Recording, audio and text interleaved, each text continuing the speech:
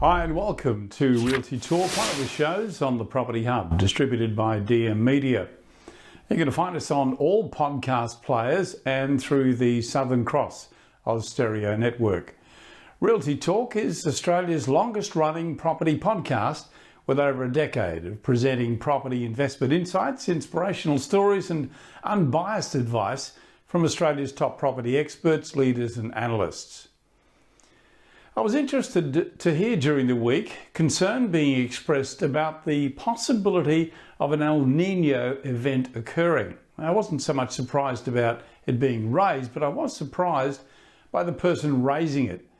So we invited Ray Ellis, CEO for First National Group, to join us to tell us why that should concern property owners. Living in Australia, we have that great attitude of she'll be right, mate, or it won't happen to me. But the chances are it will or it might. So we just ask people to be prepared. And they are good common sense things. But the weather cycle we've seen the past 7 or 8 years has been wet, mild conditions, and this cycle, it affects our great continent here in the southern hemisphere. The El Nino is coming to that dry, hot, and perhaps more extreme weather, as it's now referred to.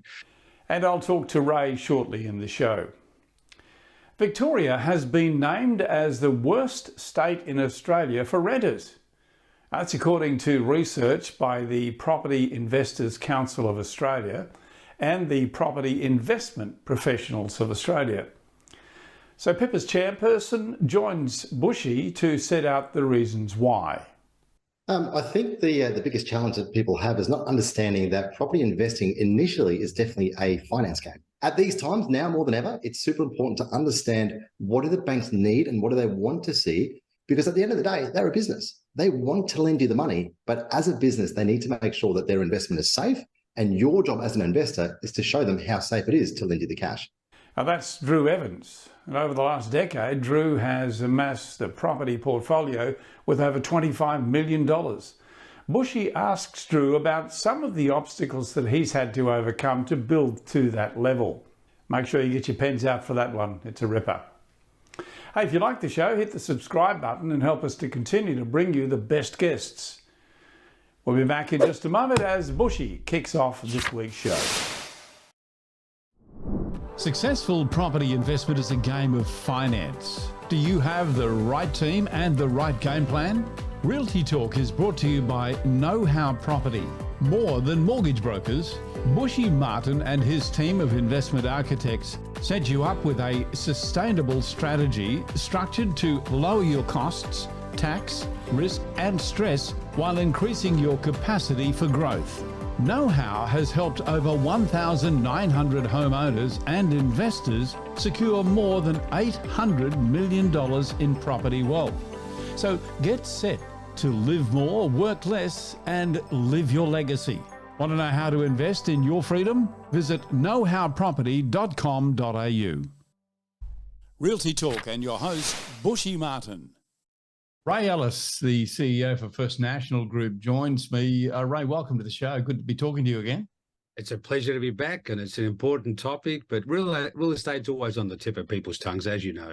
It is indeed, mate. And I was particularly interested to pick up on your thoughts, and you've offered advice to existing homeowners about how they can ensure the resilience of their properties from the potential hot and dry conditions if El Nino does, in fact, turn up. But just before we talk about that, I'm just really interested to hear from you about how, if we do get El Nino, that event, are you expect any changes in buyer preferences to what they're looking for?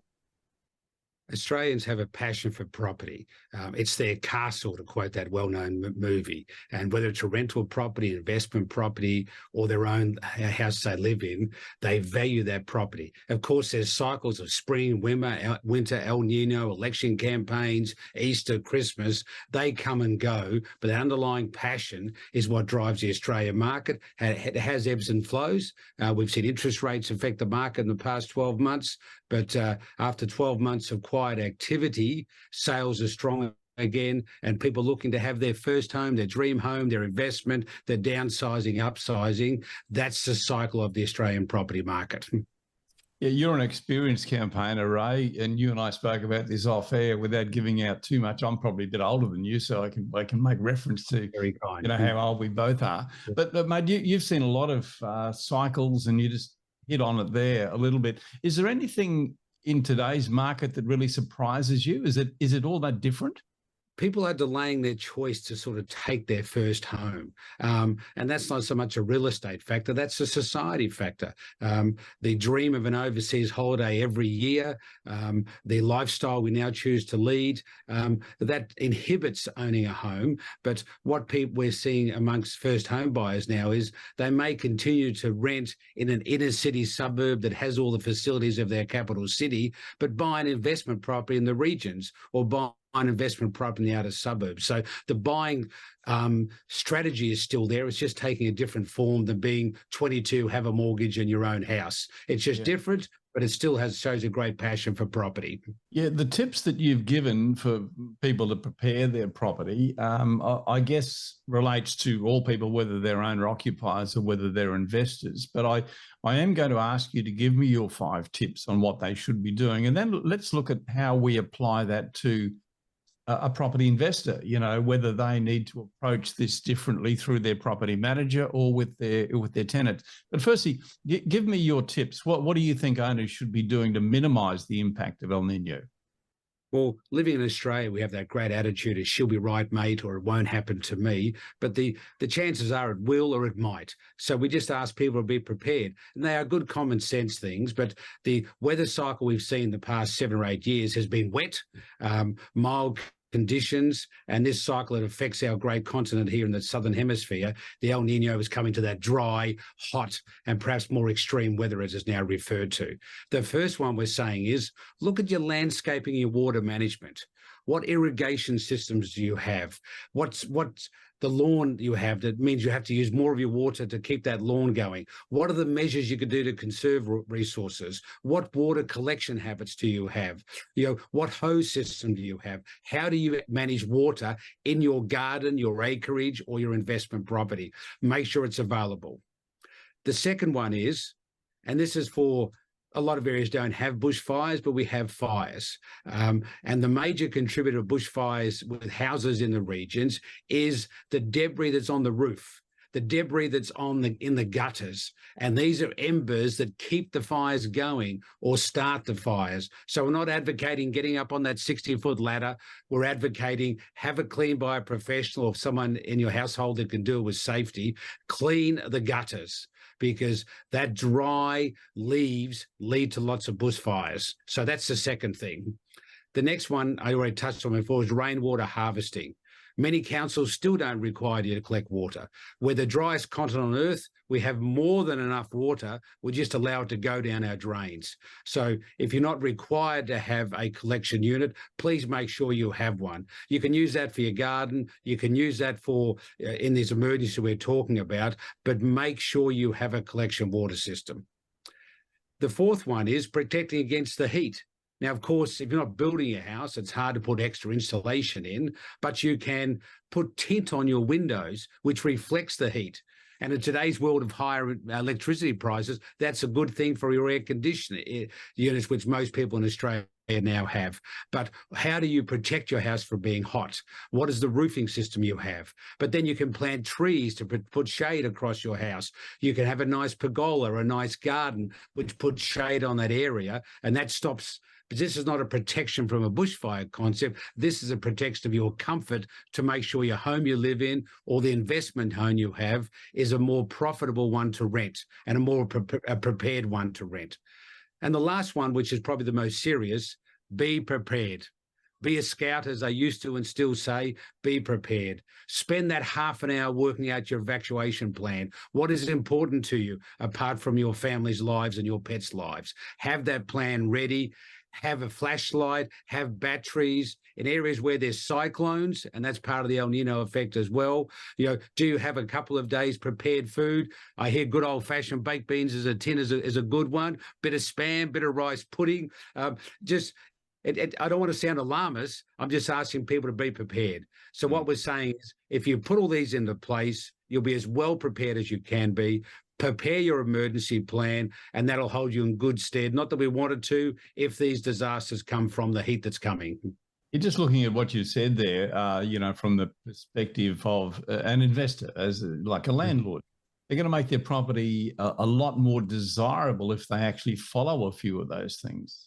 Right. Exactly. I mean, in this, with Australia facing a housing shortage, Australia facing a rental crisis, particularly down there in Victoria, how the relationship between the landlord and the tenant, and these are two relationships that come together.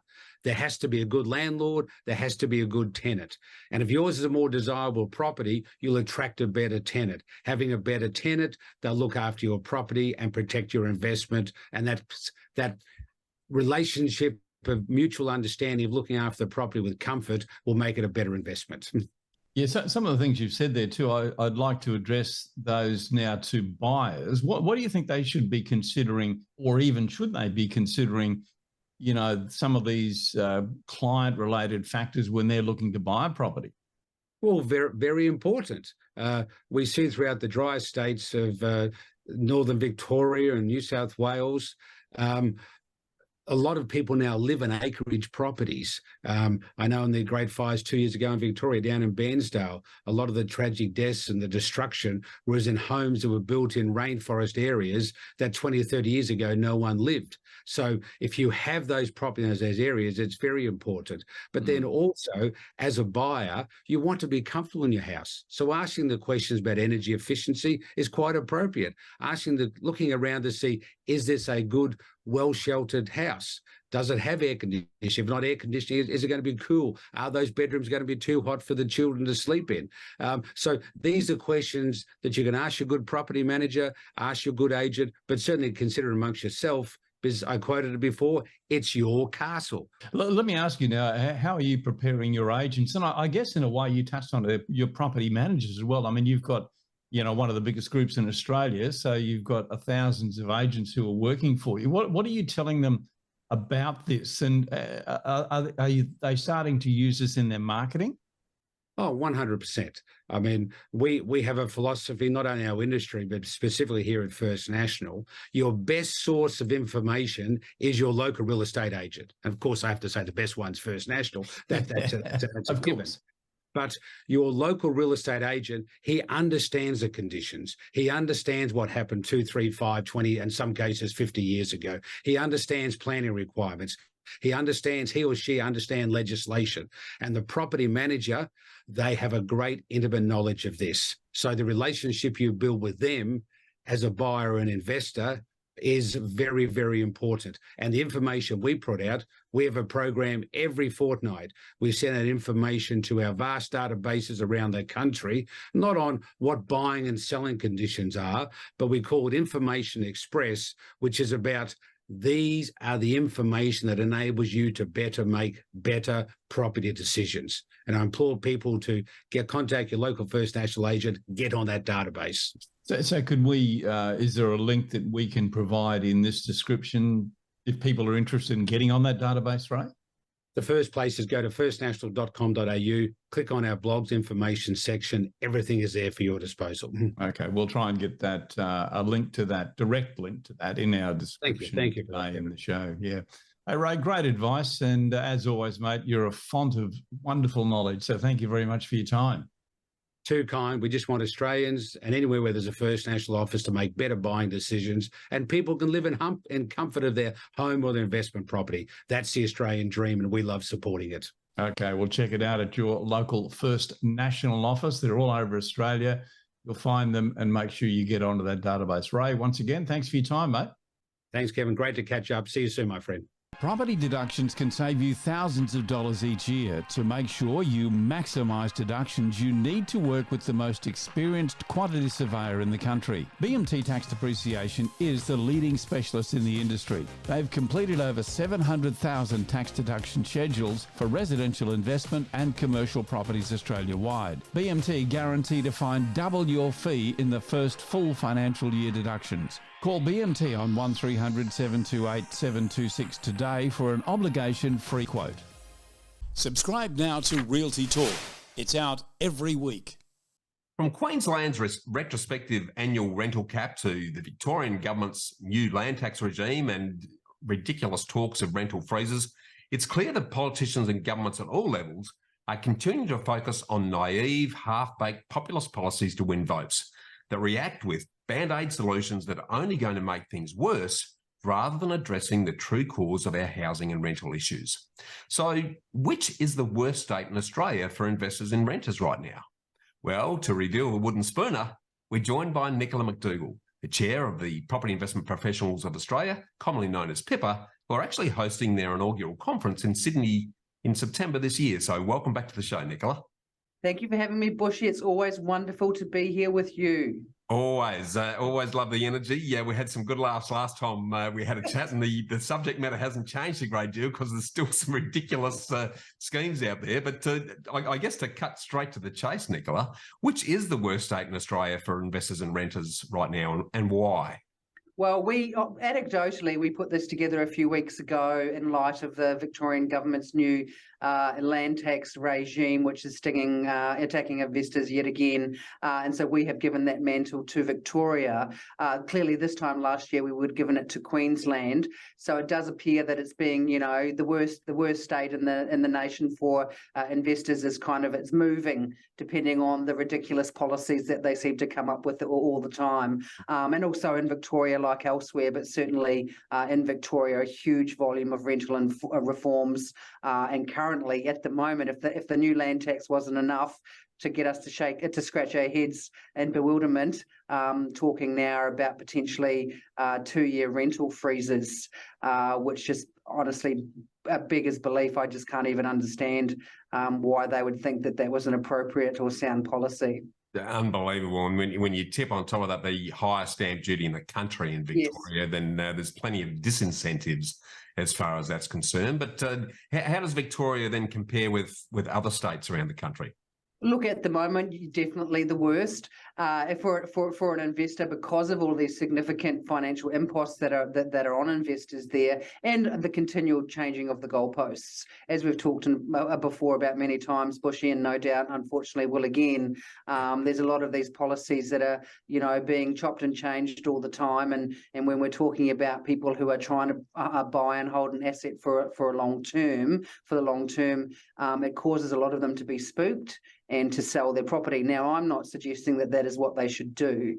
However, there are a lot of perhaps newer investors out there, perhaps some that are less educated, who just decide that it's all too hard. It's all too hard for them. They're sick and tired of these policy levers being pulled, each way all the time, and they just decide, and certainly in a light of much higher interest rates, that they just don't want to do it anymore, and so they sell their asset, which clearly everyone can do whatever they want. It's their own individual, decision, but it's not the best thing for them. It's certainly not the best thing for their final financial future, and it's certainly not the best thing for rental supply.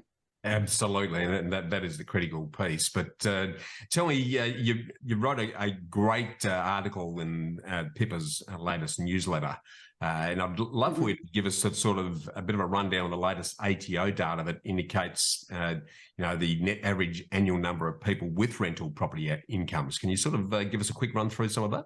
Yeah, the ATO, puts out data that's unfortunately quite old by the time it comes out. And the one data set which we all talk about in the industry quite often is, the number of investors in the market, including the number of investors who own one property and who own 2, 3, 4, 5, 6. And generally speaking, the percentage of those investors who own one doesn't change a huge amount. But what we found with analysing the latest ATO stats, which was from the 2020 and 2021 financial year, was that the actual net number of investors has fallen off a cliff.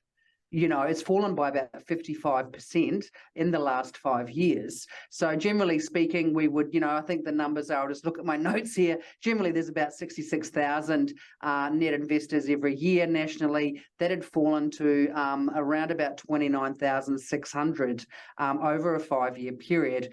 The first year of COVID, there was actually a negative net result. So over the last 5 years, we have been seeing a huge volume of investors, as we know, selling.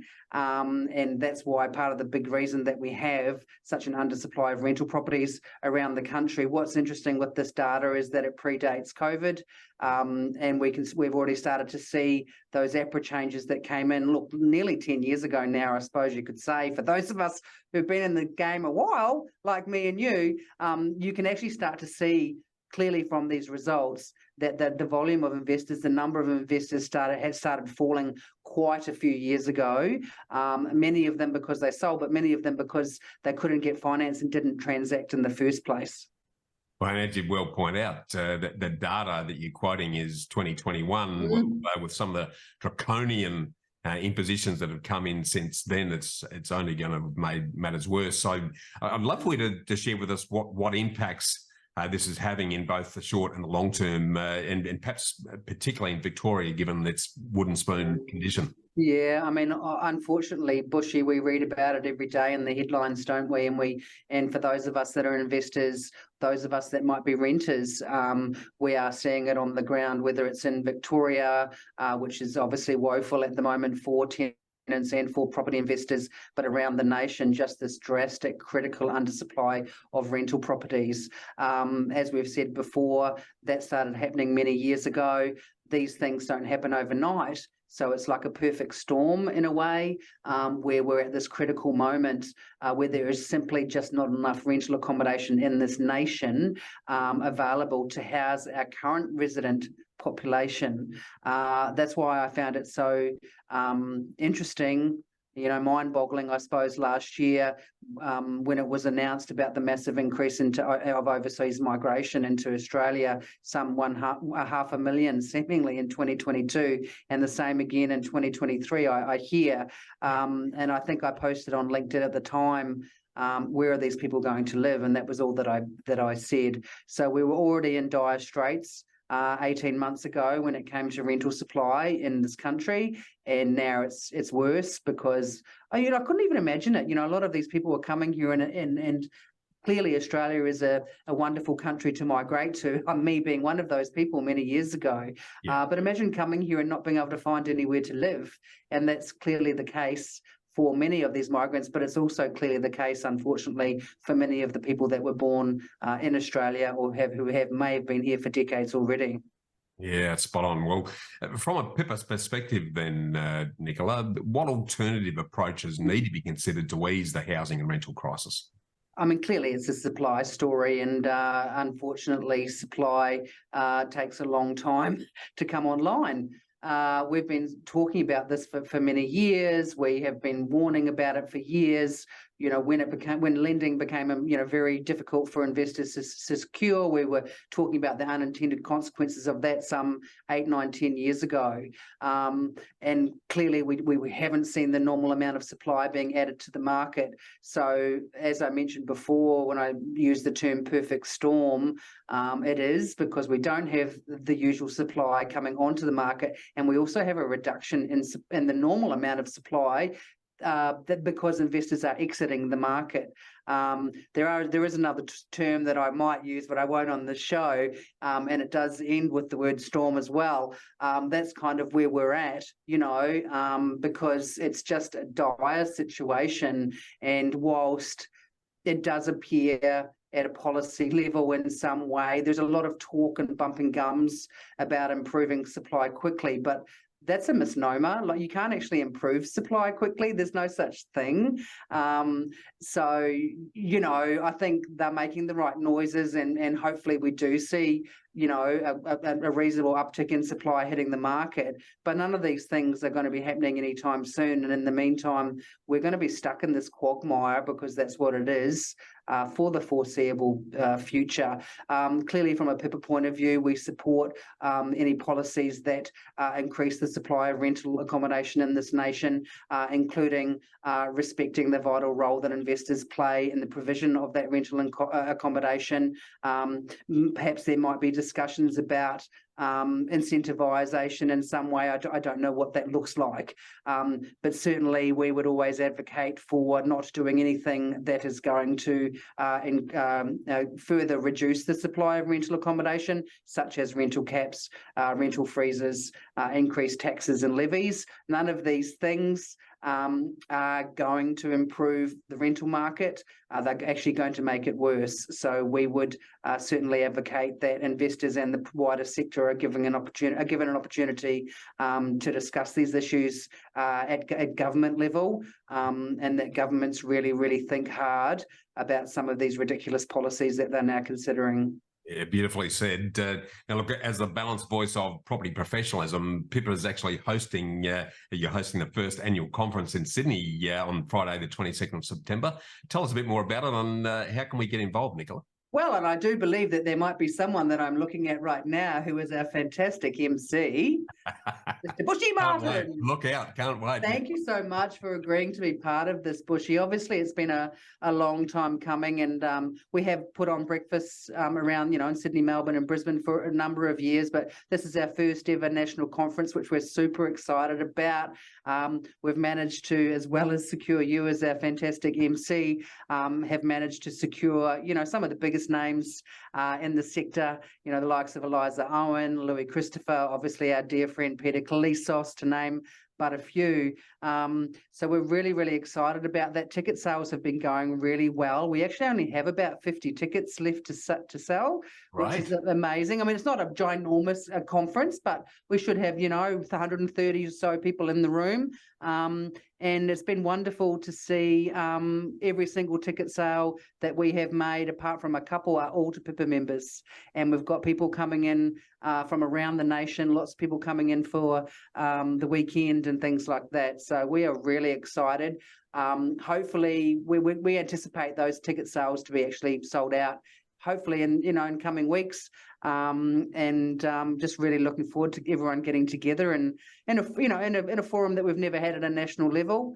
And we might be even maybe putting on some drinks afterwards. Love it. Well, very timely given some of the rubbish that the industry is having to deal with right now, and getting their collective together so that we can, as a unified voice, make more noise about the issues at hand. For those property professionals who haven't grabbed their tickets, where do they need to get them from, Nicola? Let us pop to the PIPA website. They'll be able to find information about the national conference on the website, but I wouldn't delay too much longer, because as I say, I think we've got about 53 tickets left to sell, and we actually don't have the ability to increase the room. So once those tickets are sold, they are sold, and you don't want to miss out, because it'll be a fantastic, a really fantastic day, and the first of many, I hope, in the future. Totally agree. And with the subject matter that we're talking about today, great forum to really make some noise about that. But I just want to take the opportunity to thank you for leading the charge on that, and also thank you for the very sobering insights that you've shared with us today, because it's, again, obvious, Nicola, that governments at all levels need to lift their sights above the immediate needs of the short-term reactive band-aid political expediency and the Teflon finger-pointing that we're seeing, in order to avoid taking the blame themselves. That effectively is making things worse by cutting off our rental noses despite our housing face. And instead, we need to be addressing the underlying housing supply cause, which you've so well enunciated, by adopting long-term sustainable strategies that stop villainising investors as foes and start embracing them as friends. And again, returning to incentivising hardworking mums and dads to invest in their futures and to add to much-needed housing stock, rather than continue to drive them away and compounding the problems. So I really want to thank you for joining us on the show again today, Nicola, and I'm really looking forward to actually catching up with you in the flesh to enjoy the PIPA conference on Friday, the 22nd of September. Awesome. Thanks for having me, Bushy, and I'm looking forward to having you at the conference too. Thank you. Can't wait. Thanks, Nicola. Bye for now. Bye. Successful property investment is a game of finance. Do you have the right team and the right game plan? Realty Talk is brought to you by Know How Property. More than mortgage brokers, Bushy Martin and his team of investment architects set you up with a sustainable strategy structured to lower your costs, tax, risk and stress while increasing your capacity for growth. Know-how has helped over 1,900 homeowners and investors secure more than $800 million in property wealth. So get set to live more, work less, and live your legacy. Want to know how to invest in your freedom? Visit knowhowproperty.com.au. Realty Talk exclusive to the Property Hub. Now, according to the latest stats, over 90% of Australia's property investors own 2 properties or less, with under 6% owning 3 properties, 2% owning 4 properties, and under 1% owning 5 or more investment properties. Now, 2 or less investment properties is unlikely to allow you to stop work while attaining and then maintaining your ideal lifestyle. So why is there such a massive chasm in the numbers of investors who appear to get stuck on just 1 to 2 investment properties versus those that are able to grow significant property portfolios? While many will be quick to blame current borrowing capacity constraints, there's got to be more than this, as these relative property investment ownership numbers have been in play for many years now. So how can you overcome the apparent barriers to join the select few and be able to accumulate sufficient property to fuel your version of financial freedom? To reveal your opportunity, we're joined by the Director of KFU Property, Drew Evans, who's an active property investor himself, having built a property portfolio valued at $25 million over the last 10 years. So welcome back to Realty Talk, Drew. Thanks for having me, Bushy. Drew, great topic on this exercise, given some of the current constraints that investors around the country are experiencing. So to sort of kick things off there, what's the normal approach to residential property investment? I think the biggest challenge that people have is not understanding that property investing initially is definitely a finance game, right? And that's where you need to keep the banks happy, unless you have the bank of mum and dad or a rich uncle that's left you an absolute fortune of an inheritance. So at these times, now more than ever, it's super important to understand what do the banks need and what do they want to see, because at the end of the day, they're a business. They want to lend you the money, but as a business, they need to make sure that their investment is safe. And your job as an investor is to show them how safe it is to lend you the cash. Yeah, extremely well done. So I'd love for you to sort of detail the limitations that result from not addressing the finance piece appropriately. Of course, yeah. So realistically, when we work with clients, you need to identify, do you have a borrowing capacity challenge, which is your household income versus your expenses? Or do you have a buying power challenge, which is the cash that you have, the equity that you have, or access to somebody else's equity? I follow a lot of Tony Robbins, and one of his favorite sayings is people don't have a lack of resources, they have a lack of resourcefulness. And I think property investing is no different. Where there's a will, there's a way. And if you follow people that have already done what you want to do, I can assure you that there's plenty of help out there. Yeah, spot on. So the big question obviously then is, how can the average investor best overcome these in order to grow significant portfolios like some do? Yeah, I mean, you and I are no different to the average investor, right? It's very simple. It's A, either increase your income, or B, decrease your debt. And that's easier said than done sometimes, especially if you work for somebody else. Hey, Bushy, if I'm an employee of yours, please can I have a $100,000 pay rise? Pretty hard, right? But it's different when you invest in the right type of real estate. For me, I'm never an advocate of selling any property unless you need to. However, if it's preventing you from doing something else, I have absolutely no issue with taking profit off the table, paying down the debt in order to free up your borrowing capacity to keep growing and moving up your pipeline. There's also some phenomenal strategies in play now with the different entities that you can use, where banks, depending on the entity, if you can prove that that structure is trading profitably via clarification from an accountant's declaration letter, some banks will actually exclude the debt that it contains, therefore having you creating massive borrowing capacity for the future. Yeah, it's using the special purpose vehicle trust that a lot of people are talking about at the moment. I'd love for you to put some colour and shape around this, to share a couple of examples, if you wouldn't mind, please, Troy. Yeah, so I've got a client, I'm not allowed to say his name because it's a unique one. We helped him get into a duplex acquisition, and he was supercharged and ready to go. Unfortunately, through COVID, he had a bit of a pay decrease, which is a shame. And his project got to completion. And unfortunately, he was stuck because the banks weren't prepared to lend him any more money. So this is what we did, Bushy, is I've got the numbers here for you. He paid $869,800 for the duplex. It's a 6-bed, 4-bath, 2-car design. Yep. Now, when it finished, he found out that he was stuck. we worked out the numbers and said, hey, what if you were to sell one half, use the proceeds to then pay down their debt on the other? What does that look like? And there's a lot of numbers involved, but this is the summary. He actually generated a gross uplift of $254,100 on the sale of duplex A. Yes, he's got to pay tax. Yes, he's got to pay an agent to sell it. Yes, there's all these expenses. But we worked out if he used just half of the net proceeds to pay into the loan of the duplex he decided to keep, which he's renting out for $520 a week, he is generating now a gross yield of 15.2%.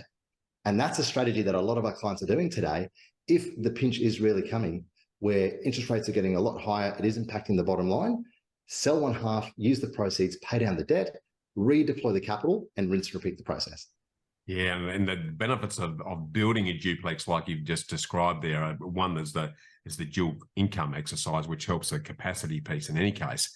But in the building exercise, you're getting the benefits of much reduced stamp duty because you're paying it on the vacant land, not the full purchase price.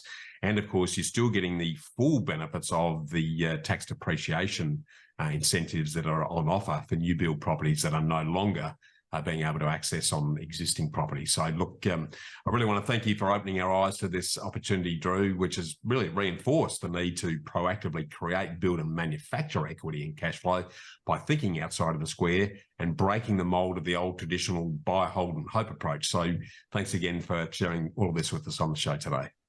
Thanks, Bushy. We'll talk to you soon. Thanks, Drew. Property depreciation is the natural wear and tear of a building and its assets. Property investors can claim depreciation as a tax deduction each financial year. Depreciation is a non-cash deduction. This means you don't need to spend any money in order to claim it. On average, BMT tax depreciation fined residential investors almost $9,000 in first full financial year deductions. Call BMT on 1300 728 726 today for an obligation-free quote. This is Realty Talk, powered by realty.com.au. And that brings us to the end of this week's show. A big thank you to our special guests, to Nicola, Drew and to Ray for their contributions this week.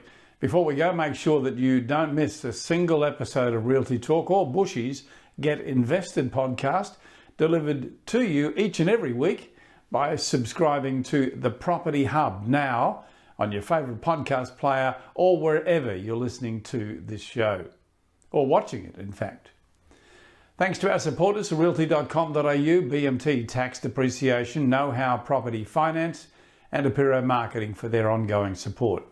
I'm Kevin Turner, and on behalf of Bushy and the Property Hub team, we look forward to seeing you again next week.